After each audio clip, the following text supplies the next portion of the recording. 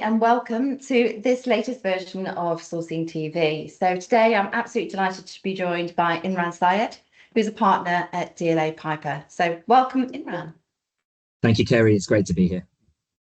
Great, right. So we held a predictions event at the end of 2025 for the GSA, and to be fair, we closed out the year feeling very, very sort of optimistic for what was going to lie ahead for 2026. There was a real vibe that a lot of the big deals that had been put on the back burner in 2025 were actually going to happen in 2026. And then, of course, we've got the Iran war. So there's so much sort of like nervousness in the industry at the moment. So I'd be really keen to get your perspective on, what is the vibe out there? What sort of questions are you most frequently fielding from your clients at DLA?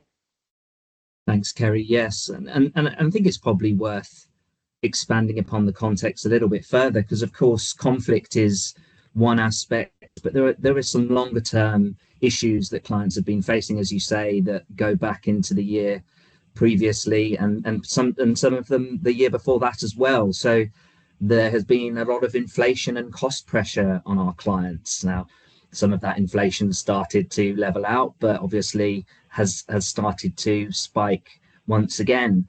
Geopolitical and trade tensions continue to exist, not just in the form of conflict, but in their economic blocks as well.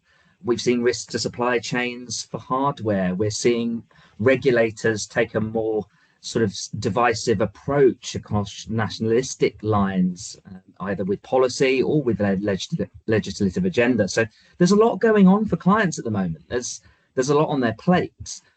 But I think it really puts into sharp focus for them at the moment the focus on cost reduction and saving. They really are looking for ways to weather the storm and anticipating that the storm might be with us for some time.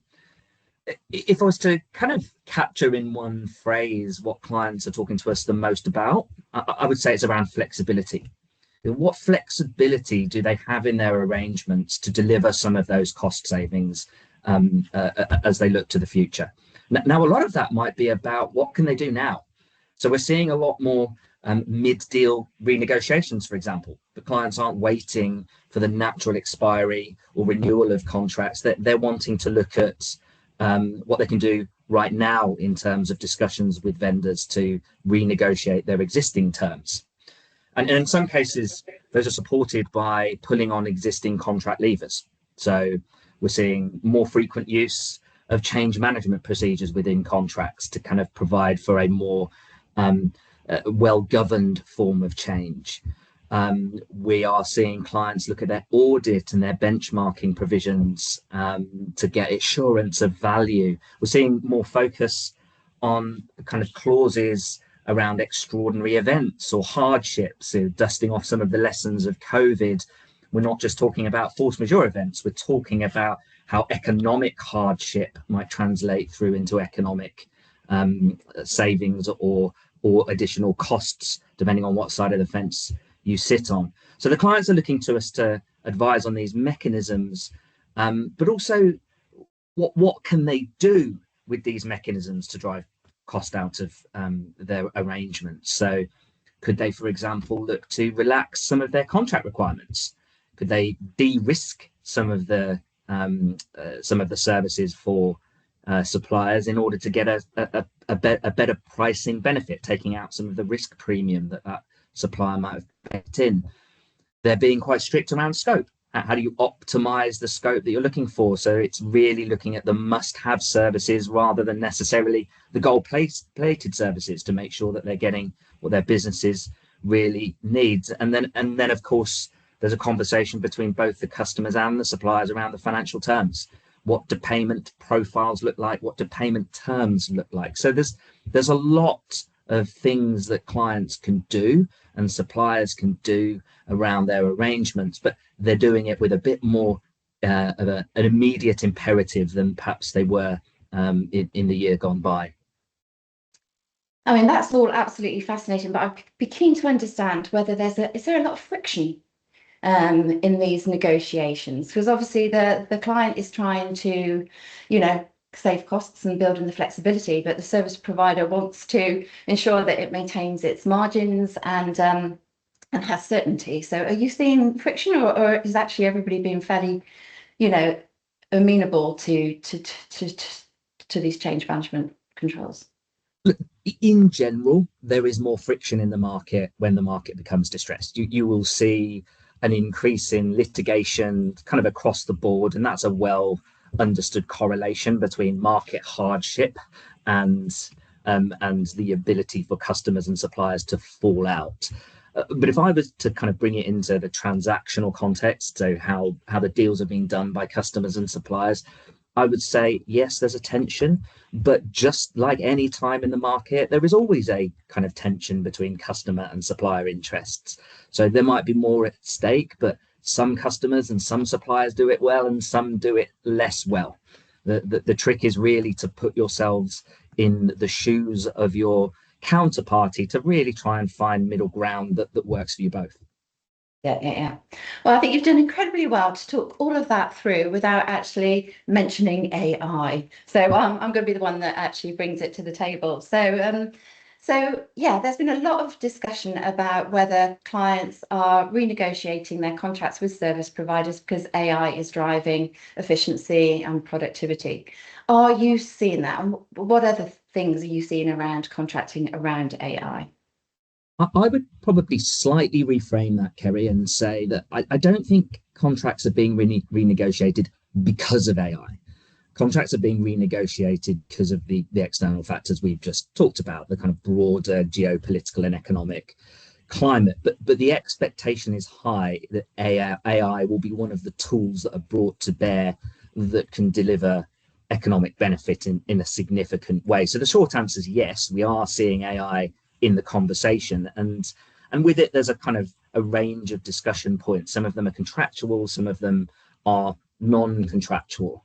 I think the key is to make sure that we're aligned on expectations. What's the service, what's the kind of benefit that AI can offer, and over what kind of timescale, because it can be very difficult to judge at this stage what the full extent of benefit can be drawn from AI. There are different maturities for different use cases and different technologies at the moment. So it can be a very difficult challenge for customers and suppliers to find the right equilibrium at a moment in time. So the question, I think, becomes a short-term one, but also a medium-term one. How do you map it out over the course of a relationship that could span many years, rather than just looking for an immediate reduction? And the conversation will often turn to risk. Who takes the risk on the economic saving that can be delivered with AI over time? Is it the supplier? Do you expect them to sign on the dotted line to committed savings on the assumption that they'll be able to use AI to deliver them? Or is it a customer that says, all right, well, I'll sign now and I'll hope, supplier, that what you'll do is deploy AI into the environment, and then we'll talk about how that kind of impacts price reduction, either because we'll use change control or we might look to some sort of gain share mechanism to flush those out. Yeah, that's a conversation we've actually had a lot. Is yes, of course, AI does make us more efficient and effective in a lot of our day-to-day processes and jobs, but AI costs, so there is the upfront cost of the AI, and I think sometimes that's not actually brought into consideration enough. So shifting it, staying on AI, but shifting it a little bit is, our industry is being disrupted, but your profession, the legal profession, is hugely being disrupted by AI as well.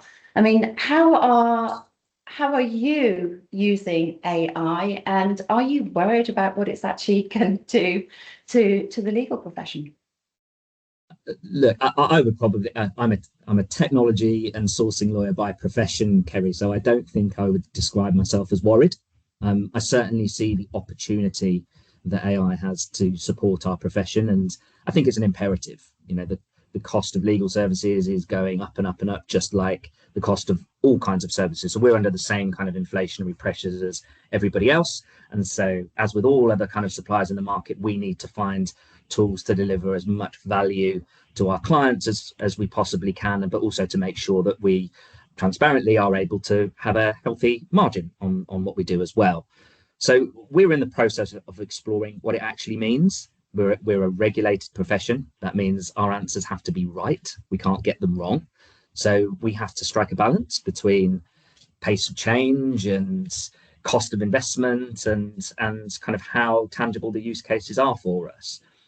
We're exploring different things. So we've got some of our own tools. So front-facing client services that use artificial intelligence. So we've got our iSention tool, which helps search for cartel-type behavior. So that's something which is a kind of client-facing piece of service delivery. But then we also have our own kind of productivity tool. So like most firms, we have a generative AI platform, which can help with document review, summarization, research, drafting, proofing, and some of those it does better than others. So I think, we are doing what all other firms are doing. We're investing heavily. I'm a daily user, but it's a bit of trial and error at the moment. So some use cases have a more proven value than others because of the cost it takes for us to supervise them as tools. Yeah, it's a big program of work that we're looking to embark on at the GSA, is actually looking at how we share the knowledge and the insights as to how AI can be beneficial to the industry and how we actually upskill all the people working in the industry, because the last thing we want is to see huge job displacement when there is that opportunity for upskilling. So in what sort of time frame do you think all of this is going to happen, and where we will actually see some fairly dramatic change? Look, if I get this bang on, I should buy a lottery ticket. But, I think ultimately what we're going to see is a new wave of efficiency gains, some of which will be productivity in how we operate. Some of that will actually be reshaping the boundaries of the work. And what I mean by that is it will, over time in the legal profession, but in all kind of customer supply relationships, AI is probably going to redraw the boundary of who does what.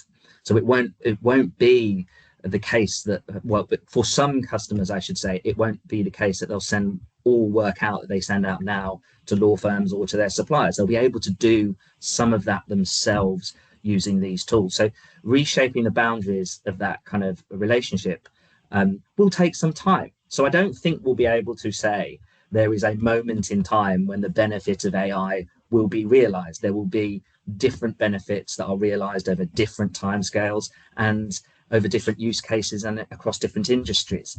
But if I take an example, if I say, well, let's look at the generative AI tools that we're using in the legal market, I think some use cases are being used right now. So mass document review, I think, is already being used by many clients of ours and many law firms to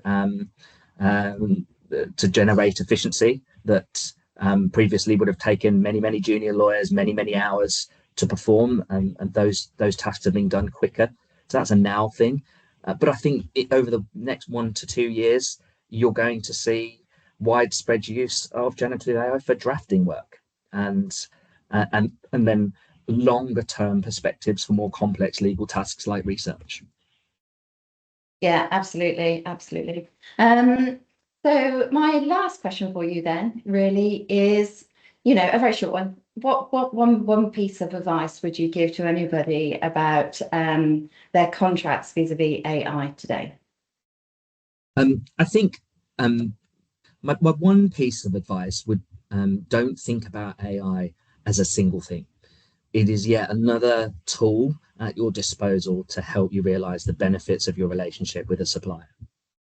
Yeah, so the legal profession obviously being massively disrupted, as with many professions across the board and globally, of course.